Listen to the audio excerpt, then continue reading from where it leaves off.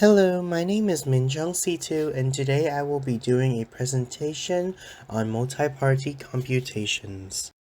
Cryptography is traditionally used by two users who wants to exchange messages privately over an insecure channel.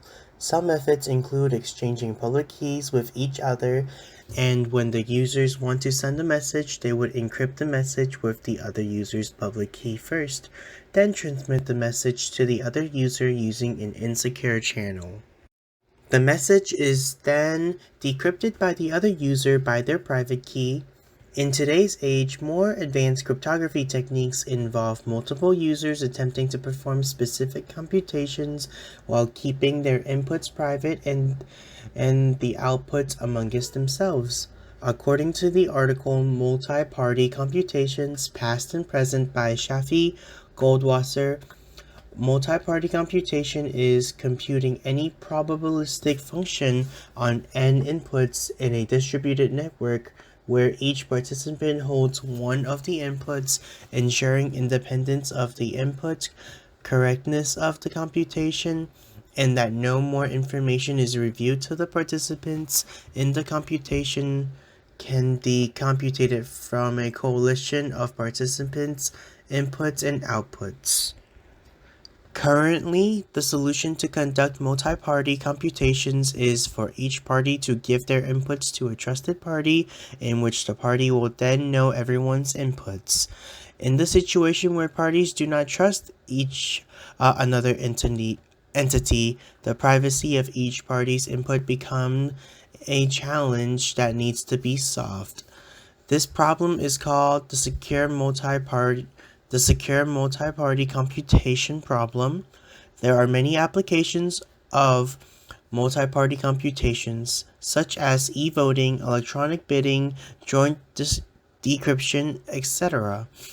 In the many applications of multi-party computation, this technique ensures that all the parties can view the results of the computation and each user's input remains secret.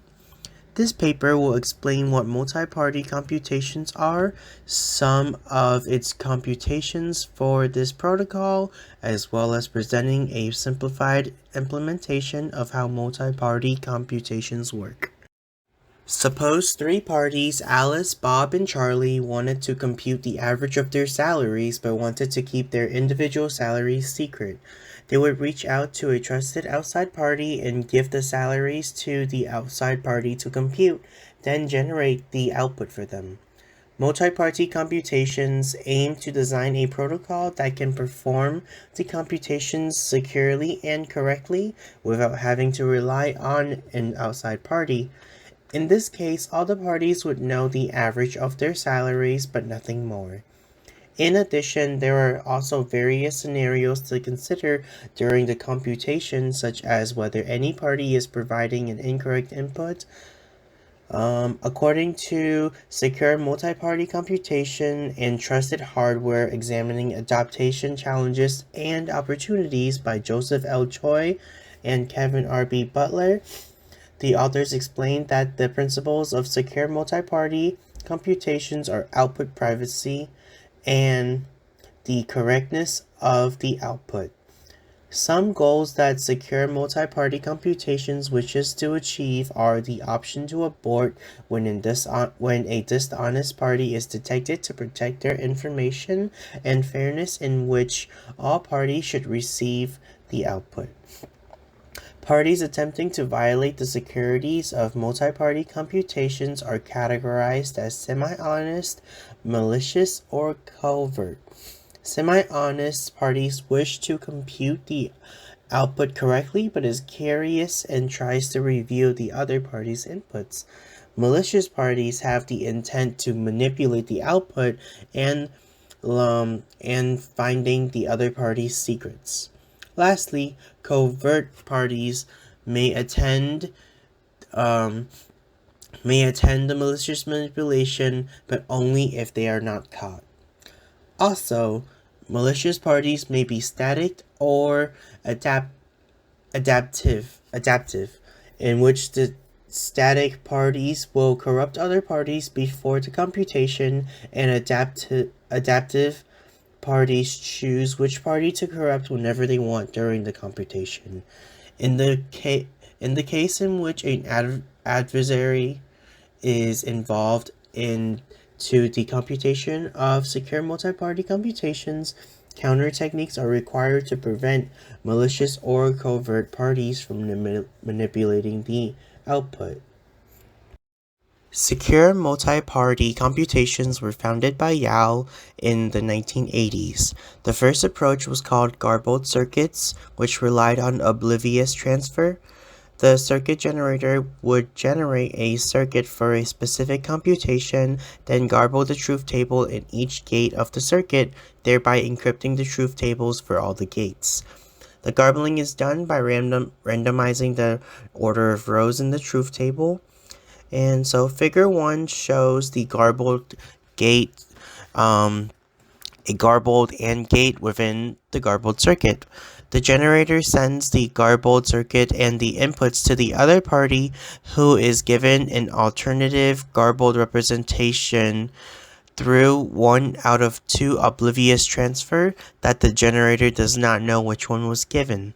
The garbled representation will be inputted into the gates and outputs a key, which then is used as the input for the next gate until the evaluation reaches the end of the circuit and outputting the final output. However, the construction of this protocol was proven to be inefficient because the evaluating party needs to decrypt the truth table in all the gates, making the computation large. As more research on multi-party computations are done over the years, improvements to the original Garbolt circuit protocol have been made. For example, Beaver et al. Introduced the point and permute optimization technique that alleviated the problem of going through all the gates in the original Garbolt circuit by randomly appending a special purpose bit to each wire in the gate. Figure 2 shows an AND gate that uses point and permute optimization. The decryption of the ciphertext is dependent on which bit, 0 or 1, the other party chooses to obtain the correct output, and only the generator knows which value is associated with which bit. Furthermore, researching the security properties of the original Garbolt circuit, Belaird et al. Formulated the Garbling Scheme, which is G equals to GB, EN, DV, EV, as well as decapitalized EV. This is an algorithm containing, from the left to the right, the probabilistic garbling algorithm, the encoding algorithm, the decoding algorithm, Garbolt function evaluator, and the original function evaluator. This scheme follows the security properties of multi-party computations of privacy, obliviousness, and authenticity. Some other computations within the multi-party computations are XOR, flexible XOR, row reduction, and cut and choose. These optimizations were important optimizations to the improvement of multi-party computation and are now a standard. The optimization and protocols are based on Yao's Garbolt circuit protocol. One main alternative to this protocol is the Gmw Protocol, designed by Goldrick, Michali, and Wigderson. Gmw can be used by more than 2 parties, as opposed to Yao's protocol, in which only 2 parties can participate in the computation. This protocol is also dependent on oblivious transfer, but it assumes that most parties are honest. Compared to the Garbolt circuit, oblivious transfer occurs during the entire computation in Gmw protocol. During the computation, the input of each party is split into I bits, where a random bit is chosen to become the first chair. The parties perform computations of each gate, such as XOR, AND, or NOT gates. XOR gates just needs to XOR each party's shares. An AND gate requires the gate to use one of 4 oblivious transfer. And lastly, the NOT gate negates the value of each party's shares. Figure 3 shows transfer of shares between Alice and Bob and how the secret is split into 2 separate shares. This slide represents an extremely simple write-up of how Gmw Protocol works, as well as how each of the players and how each of their shares are split. As you can see from this beginning, we show that there are four players in the computation, and all of them have a value A, B, C, and D. And then they are split into 4 separate parts for simplicity purposes, and then in which each player will have a share of the other player's shares, in which after that, for example, if each player wants to find the sum of B, then they would give each share into a trusted party, and then the trusted party would then add up the value and bring up the average of the sum of B.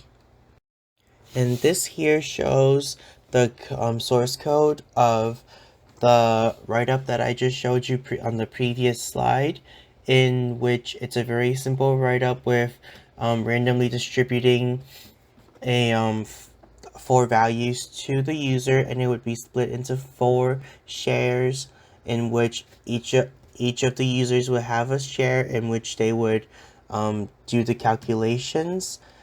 So to conclude, multi-party computations contain a set of protocols that allow multiple parties that distrust each other to be able to compute an output without revealing their own private input.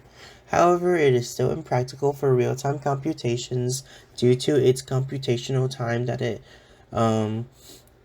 due to its large computational time, which includes encrypting and decrypting the inputs and outputs. Some of this protocol's improvements include creating trusted executation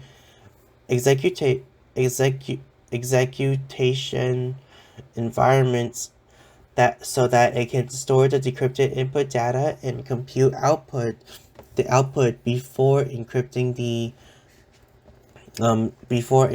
it and sending the result to the other parties. This method reduces the computational time very much, since several steps are not needed in the encryption process. There are much look forward to multi-party computation with this, as it can be applied to many applications around the world. And thank you so much for listening to my presentation, and I hope you have a great day. Here are the references that I used.